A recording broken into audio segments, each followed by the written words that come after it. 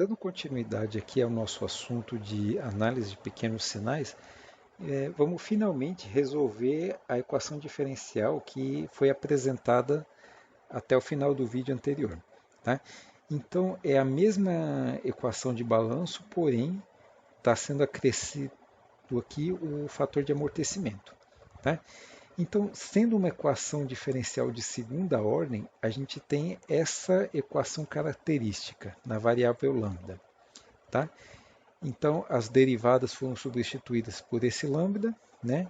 A derivada de segunda ordem é lambda ao quadrado, de primeira ordem é apenas lambda. Tá? Então, a gente está vendo que agora a gente recaiu numa equação de segundo grau, né? E numa equação de segundo grau, a gente tem duas raízes, né? Lambda 1 e lambda 2, que é dado por isso daqui, certo? É a mesma coisa uma da outra, a diferença é que troca esse sinal aqui. Tá? Então, esse termo da segunda parcela a gente vai chamar de ômega n, que seria a frequência de oscilação. Então, dependendo do como essas raízes vão ser, a gente vai obter a solução da nossa equação diferencial. Então, temos três casos a seguir aqui. Né? O primeiro caso, a gente está vendo que elas podem ser reais e distintas, lambda 1 e lambda 2. Então, nesse caso, a nossa solução seria essa daqui. Então, a gente tem uma exponencial aqui, outra exponencial aqui. C1 e C2 são constantes que dependem das condições iniciais do nosso problema. Tá? Mas no final, tudo isso daqui vai ser uma função exponencial.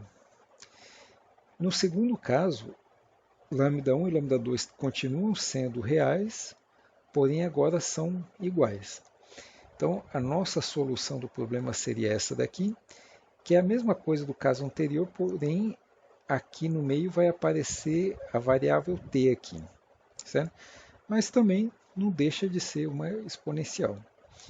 Tá? Então, esses dois casos eles podem ser comparados a uma exponencial que não para de subir. Então, a gente vê que isso é um comportamento instável. Por quê? Porque a gente tem uma exponencial aqui que vai crescer conforme o tempo passa. Certo? Então, obviamente que isso é um comportamento instável porque não vai se estabilizar em algum valor fixo. Porém, agora a gente vai ver o caso em que lambda 1 e lambda 2 são raízes imaginárias. Tá? Então, nesse caso, a gente tem um cosseno mais um seno aqui, né? Aqui ômega n, que é a nossa frequência de oscilação. K1 e K2 são constantes que dependem das condições iniciais do nosso problema. E apareceu o nosso fator de amortecimento aqui numa exponencial negativa aqui, né? Com expoente negativo. Então, a gente vê que esse expoente aqui, né, ele está fazendo essa senoide aqui decair no decorrer do tempo. Tá? Então, esse é o caso quando essas duas raízes lambda 1 e lambda 2 são imaginárias. Tá? Então, a consequência disso daí, né, seria a resposta que fosse uma senoide, só que ela uma senoide que vai ser amortecida e ao longo do tempo vai se estabilizar num valor fixo. Tá? Então, é isso que caracteriza um comportamento estável. Tá? Então, ocorre uma perturbação e dessa perturbação pode haver uma oscilação, mas no final ela vai se estabilizar em outro valor. Tá? Então, isso caracteriza o comportamento estável. Então, se a gente olhar bem aqui na solução, né, a gente pode ver que esse fator de amortecimento vai provocar um amortecimento nessa senoide aqui. Outra coisa para a gente observar, né, nessas raízes lambda 1 e lambda 2 é que para o resultado serem raízes, né, complexas, né, a gente pode ver que dentro do radical aqui, que essa parcela aqui, 4 vezes PS vezes M, tem que ser maior que o quadrado do fator de amortecimento. Tá? Caso contrário, né, isso aqui tudo dentro do radical fica um valor positivo e a raiz vai ser real. Né?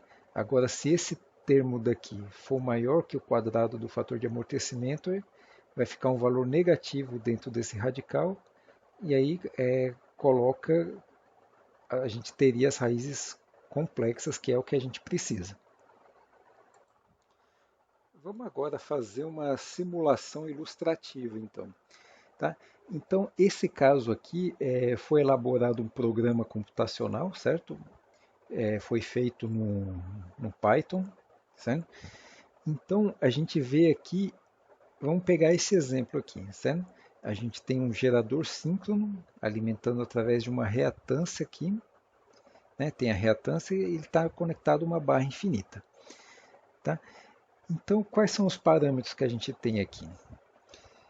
A gente tem potência mecânica inicial de um PU, potência elétrica de um PU, velocidade síncrona 377 radianos por segundo, velocidade relativa inicial em relação ao eixo é zero, né? E a reatância. Então, a gente pode ver que aqui ele até deu a situação inicial dos ângulos aqui. Então, vamos considerar que o nosso ângulo inicial é esse aqui, é 28,44 graus. Tá? Então, lembrando que essa meia senoide é a potência elétrica, aqui a gente tem a potência mecânica de um PU, então o valor de equilíbrio está aqui, quando a potência mecânica é igual à elétrica, que resulta nesse ângulo de 28,44. Aí vamos fazer o seguinte, a gente vai aplicar uma perturbação ΔPm igual a 0,1 PU na potência mecânica. Certo? Então, aqui os parâmetros da simulação, a gente vai começar no tempo inicial de 0 até 3 segundos, né? Um passo de 1 milésimo, e o número máximo de iterações vai ser 100. Lembrando que aqui a gente está usando o método trapezoidal implícito para resolver essa equação diferencial. Tá? Então, esse método exige um número de iterações. Então, fazendo isso, jogando no programa, a gente obtém essa resposta aqui, tá? Em relação ao ângulo. Então, o ângulo, né, começou em 28,44. Se a gente não considerar um fator de amortecimento, essa senoide não vai ser amortecida. Certo? Então, não vai se estabilizar nunca porque, né, uma senoide sem amortecimento ela vai ficar oscilando indefinitivamente. Considerando um fator de amortecimento, o que acontece? A senoide ela oscila, mas vai ser amortecida até se estabilizar num determinado valor, que para esse caso aqui foi 83 graus. Tá? Então a gente vê a diferença a influência do fator de amortecimento aqui. Então a gente tem aqui, no caso, a velocidade, né? Então a velocidade aqui também sem amortecimento ela fica oscilando, e já com amortecimento, né, ela oscila, porém ela vai se estabilizar aqui em torno de 3 segundos de simulação. Então, lembrando que esses resultados mostrados, a gente considerou o nosso ângulo inicial de 28,44 graus. Vamos fazer o seguinte agora. Temos a nossa senoide, meia senoide aqui, a potência mecânica, então o equilíbrio vai ocorrer aqui em 28,44 graus, mas também pode ser aqui em 151,56, certo? Que aqui também a potência elétrica é igual à potência mecânica, então está em equilíbrio. Agora a gente vai ver aquilo que a gente falou no início do vídeo anterior, que a região estável ela está antes dos 90 graus, né? Então, para a gente mostrar isso, vamos fazer a mesma simulação, porém considerando esse outro ângulo de 151 graus. E vamos ver os resultados agora. Então, a gente tem aqui o ângulo, então, né? Então, olha só o que aconteceu. Esse valor aqui, ele chegou aqui nessa exponencial e subiu, certo? E vai subir indefinitivamente. A mesma coisa está acontecendo com a velocidade aqui. Então, nesse caso, a gente vê que daquela equação característica, né, como as raízes não são mais complexas, entra naquele caso que as raízes são iguais, então a gente tem o caso de que a solução é uma exponencial que não para de crescer. Então, obviamente que a gente tem aí um comportamento instável, certo? Mesmo tendo o amortecimento, tudo mais, então a gente caiu naquele caso que é totalmente instável, tá? Então, com esse exemplo numérico, a gente pode ver que o ângulo inicial, e realmente ele tem que estar antes dos 90 graus, né? Depois dos 90 graus, ele vai proporcionar um comportamento instável, né? Assim sendo, né, com essa questão do amortecimento, tudo mais aqui, né, que são características reais que realmente existem no sistema elétrico, a gente vê que essa importância do amortecimento, de considerar todos os elementos na modelagem. Tá? Então fica assim, então. Com isso aqui a gente encerra, né, essa sequência de vídeos, né, que a gente falou sobre estabilidade angular no sistema elétrico. Obviamente que essa playlist aqui não seria muita pretensão de dizer que ela abrange todo o conteúdo de estabilidade, porque na verdade é um assunto complexo, né, que sempre tem alguma coisa para acrescentar, uma modelagem nova para resolver, né, algum método numérico para ser implementado, tá? Então consultem a bibliografia, certo? Tem a minha apostila que está disponível para vocês. Tem os livros do Zanetta Júnior, que também tem um bom conteúdo sobre isso. Tá? Então fica assim, então muito obrigado.